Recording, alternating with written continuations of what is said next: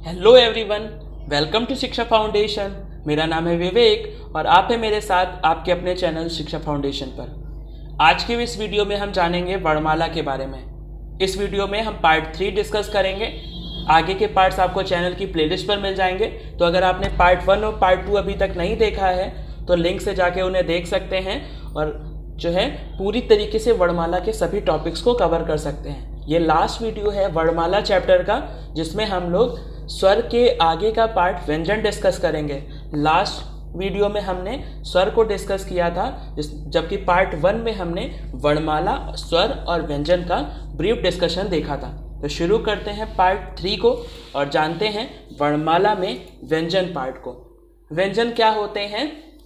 जिन वर्णों को स्वर की सहायता से बोला जाता है उन्हें व्यंजन कहते हैं। जिन वर्णों को स्वर की सहायता से बोला जाता है उन्हें व्यंजन बोलते हैं। व्यंजन के बारे में कुछ फैक्ट्स हैं जिन्हें पॉइंट्स के माध्यम से डिस्कस किया है। कुछ फैक्ट्स आपको प्रीवियस वीडियो में भी मिल जाएंगे, तो अगर आपने उन्हें देखा है तो इन चीज़ों को आप समझ रहे होंगे। प्रत्येक व्यंजन के उच्चारण में आ स्वर मिला होता है। आप गौर करेंगे, जब आप व्यंजन का उच्चारण करेंगे तो आपको आ स्वर ज़रूर मिल जाएगा। आ के बिना व्यंजन का उच्चारण संभव नहीं है। इसी वजह से बोला जाता है कि जो भी वर्ण जो है स्वर की सहायता से बोले जाते हैं वो व्यंजन होते हैं। इसमें आ स्वर होना ज़रूरी है, बिना आ के जो है व्यंजन का उच्चारण संभव नहीं है। परंपरागत रूप से व्यंजनों की संख्या 33 मानी गई है। द्विगुण व्यंजन ड़ा और ढा को जो है जोड़ देने पर इनकी संख्या 35 मानी है।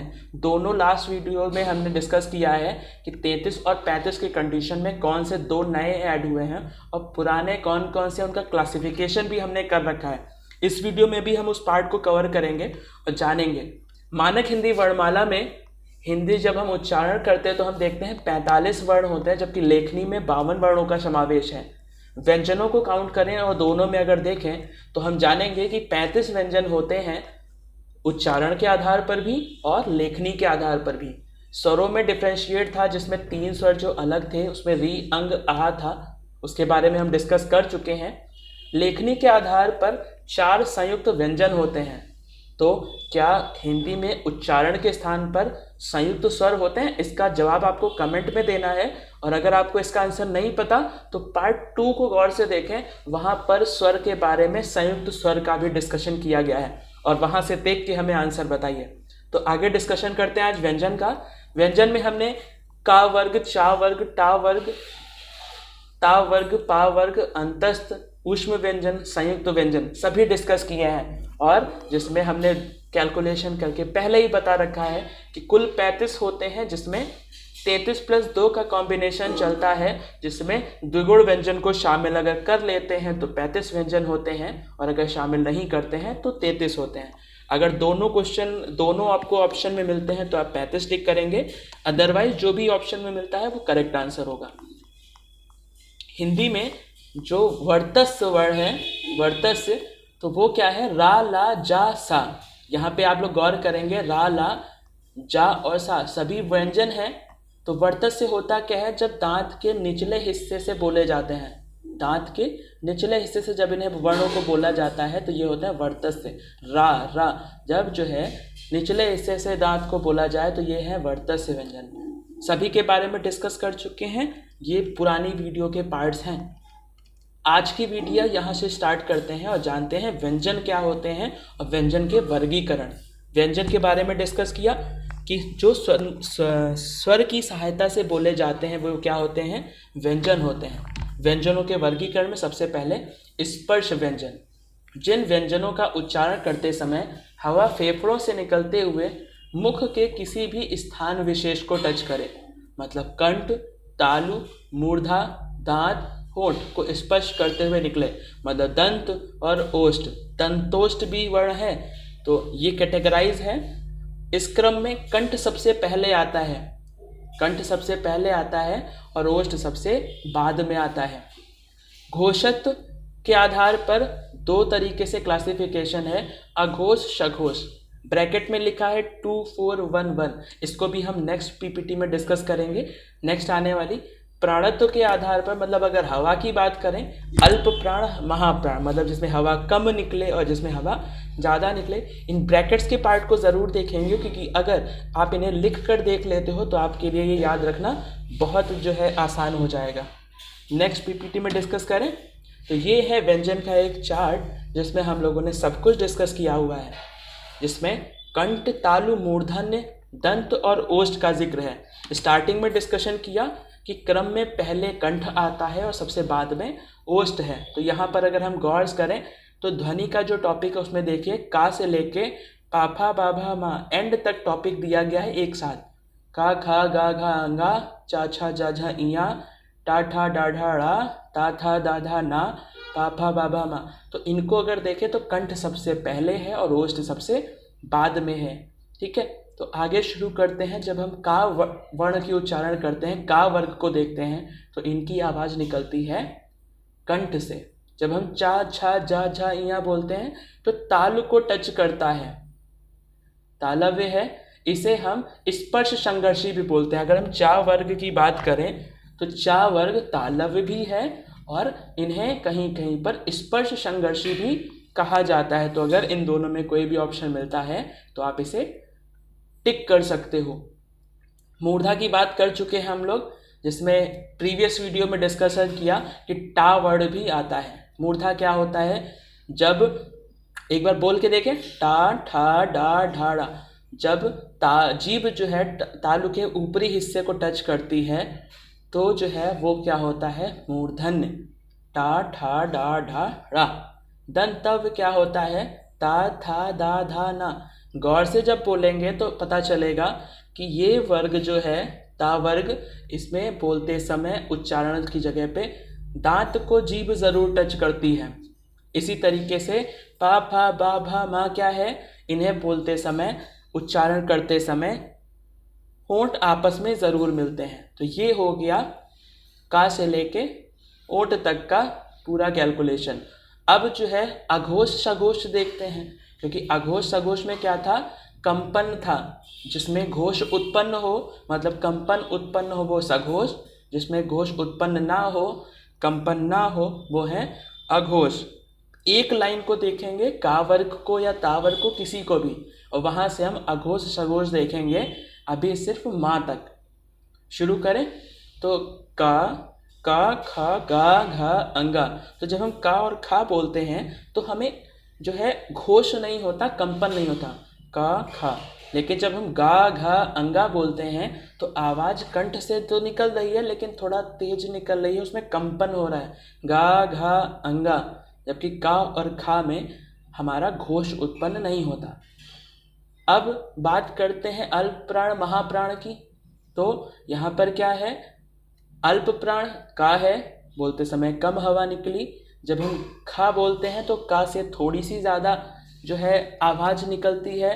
गा हमारा अल्प प्राण है, फिर महाप्राण है, फिर अल्प प्राण है। तो अगर हम का से लेके माँ तक का डिस्कशन करें तो अघोष, शुरुआत के दो वर्ण जो है, जो व्यंजन के हैं, वो अघोष हैं। बाकी के तीन वर्ण जो वर्ग किसी भी वर्ग के हैं वो सघोष हैं। का और खा अघोष हैं, गा घा अंगा सघोष हैं, चा और छा अघोष हैं, जा झा इया सघोष हैं, टा ठा अघोष हैं, डा ढा ड़ा सघोष हैं। इसी तरीके से पूरा वर्ग है जिसमें शुरुआत के दो वर्ण अघोष और अंत के तीन वर्ण सघोष हैं। अल्प प्राण गौर करें, पहला अल्प प्राण, दूसरा महाप्राण, फिर अल्प प्राण, फिर महाप्राण, फिर अल्प प्राण। गौर से देखिए, अल्प महा अल्प, मतलब पहला, तीसरा और पांचवा अल्प प्राण, दूसरा और चौथा महाप्राण है। अनुनासिक वर्ण किसी भी वर्ग का ता और पा, किसी भी वर्ग का जो पांचवा अक्षर है वो सघोष अल्प प्राण होने के साथ साथ अनुनासिक व्यंजन भी है। क्वेश्चन कई बार एग्जाम में पूछा जाता है अनुनासिक, तो इन वर्गों के अंत का पांचवा अक्षर ये क्या है, अनुनासिक है। एग्जाम्पल में क्वेश्चन में इस तरीके से भी पूछा जा सकता है कि वर्ग का पांचवा अक्षर, वर्ग का चौथा अक्षर, वर्ग का तीसरा अक्षर, वर्ग का दूसरा अक्षर, आपको अनुनासिक बताना है। तो वर्ग का पांचवा अक्षर अनुनासिक होगा, या फिर वो ऑप्शन दे सकता है कि ठा, जा, घा, ना, कौन सा इसमें अनुनासिक है। तो हमें वर्ग का पांचवा अक्षर ढूंढना है और करेक्ट आंसर दे देना है। ये तो हो गई बात माँ तक की। आगे देखते हैं या, रा, ला, वा। ये क्या है? अर्ध स्वर हैं, सघोष हैं, अल्प प्राण हैं। या, रा, ला, वा अंतस्थ व्यंजन है। ऊष्म व्यंजन में अघोष शा, शा, शा, शा, शलजम, षटकोण और सूरज। अघोष महाप्राण है, जबकि सघोष महाप्राण में हा। हा स्वर यंत्री व्यंजन भी है। ऊष्म व्यंजन क्योंकि इसमें ऊष्मा निकलती है। तो इस चार्ट को समझने के लिए हमने जो है ब्रैकेट लगा रखा था, उसको एक बार गौर से देख लेते हैं। अघोष सघोष में कॉम्बिनेशन क्या है ब्रैकेट का? 2 4 1 1। अघोष देखें, शुरुआत के 2 अघोष, फिर उसके बाद के 4 सघोष। सघोष गा, सघोष में घा भी है, सघोष में अंगा भी है, और सघोष में यारा लावा भी सीरीज पूरी है। ये सघोष, फिर 1 1, फिर अगला अघोष, फिर उसके आगे अगला सघोष। तो ये हो गया 2 4 1 और 1। आगे बढ़ते हैं और जानते हैं अल्प प्राण महाप्राण। तो अल्प प्राण महाप्राण में क्या है? 1 1 1 1 2 2। देख लेते हैं। अल्प प्राण का जो है अल्प प्राण है 1, महाप्राण 1, अल्प प्राण 1, महाप्राण 1, फिर अल्प प्राण 2, फिर महाप्राण 2। तो अगर इस चार्ट को इसी तरीके से 1-2 बार लिख के देख लिया जाए तो अघोष सघोष अल्प प्राण महाप्राण के जो है सभी क्वेश्चन यहाँ से सॉल्व हो जाएंगे। आगे बढ़ते हैं और इससे रिलेटेड कुछ क्वेश्चन देख लेते हैं। रेलवे 1997 का प्रश्न है, निम्न में से अल्प प्राण कौन से हैं?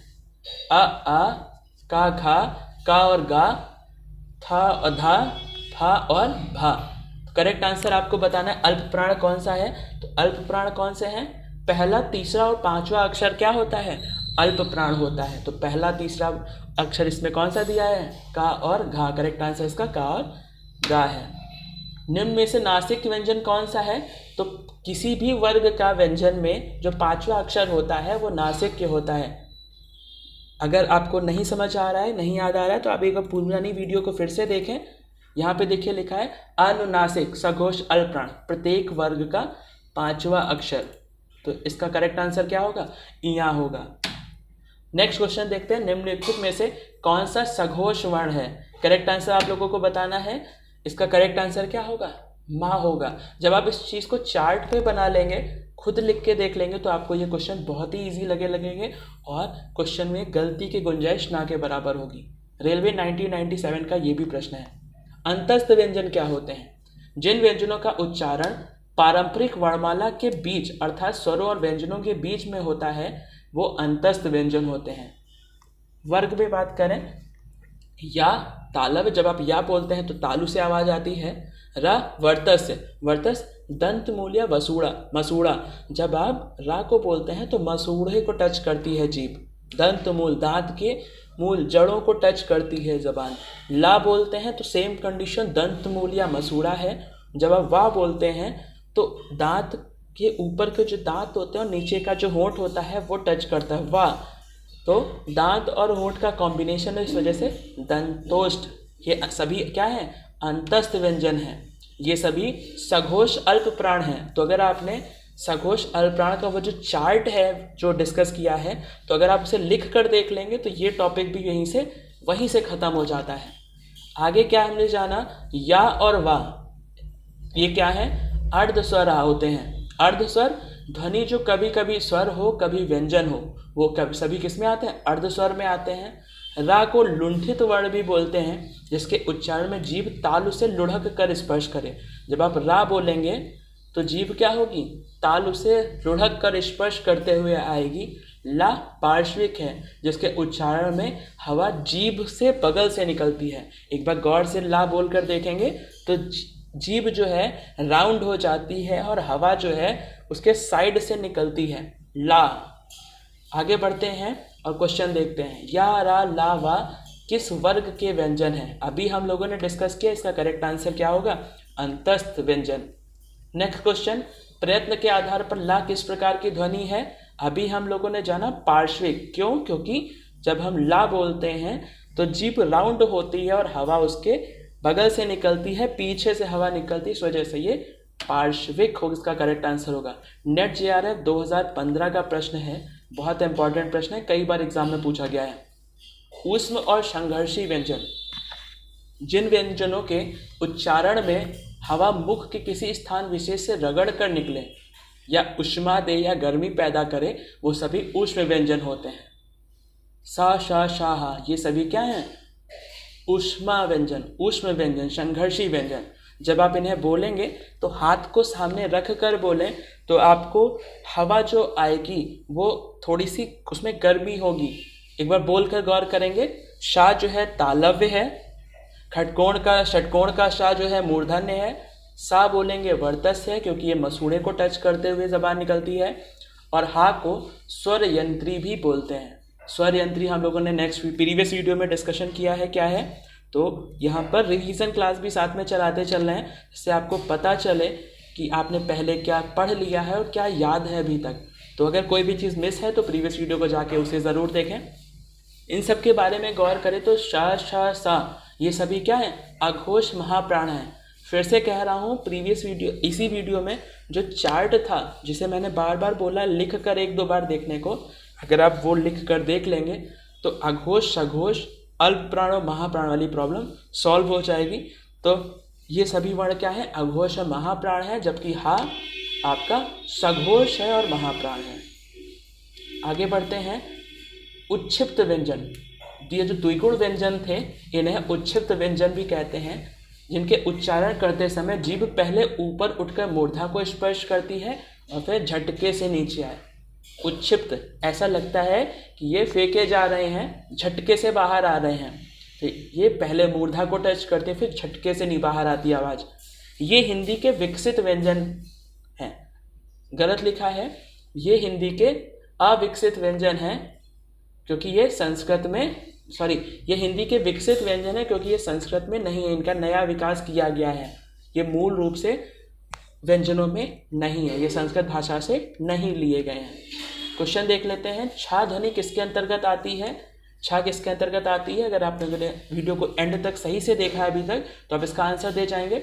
संयुक्त वर्ण, छ, त्र, ज्ञ, श्र, ये सभी क्या है? संयुक्त वर्ण हैं। प्रीवियस वीडियो में भी इसका डिस्कशन किया जा चुका है। नेक्स्ट क्वेश्चन को देखते हैं। अघोष वर्ण कौन सा है? सा। सा जो है आपका अघोष वर्ण है। अभी एक पीपीटी पहले इस क्वेश्चन को डिस्कस किया है, एक बार देख लेते हैं। यहाँ पर देखिए सा जो है अघोष महाप्राण है। तो क्वेश्चन जो था अघोष वर्ण कौन सा है, इसका करेक्ट आंसर होगा सा। बैंक परीक्षा 2002 में ये क्वेश्चन पूछा गया है। आगे बढ़ते हैं। तालव्य क्या है? तालव्य क्या है? तो हम लोगों ने पूरा जो है इमेज डिस्कशन किया है पीपीटी पर। चा वर्ग जो क्या है? तालव्य है। तालु से इसकी आवाज़ निकलती है, जो ध्वनि है वो चा वर्ग की, वो तालव्य वर्ग से बिलोंग करती है। निरानुनासिक का संबंध किससे होता है? अनुनासिक और निरानुनासिक हमने जाना है, तो आपको इसका करेक्ट आंसर देना है। निरानुनासिक का संबंध किससे होता है? नाक से, केवल मुंह से, दोनों से या इनमें से किसी से नहीं। इसका करेक्ट आंसर क्या होगा? केवल मुख से। निरानुनासिक को मौखिक व्यंजन भी कहते हैं। तो ये थी आज की पार्ट 3 की वीडियो। पूरा वर्णमाला यहीं पे समाप्त होता है। नेक्स्ट वीडियो किसी नए टॉपिक के साथ डिस्कस करेंगे। तो अगर आपको ये वीडियो अच्छा लगा है तो वीडियो को लाइक करें और दोस्तों के साथ शेयर करें और चैनल को सब्सक्राइब करना बिल्कुल भी ना भूलें। धन्यवाद।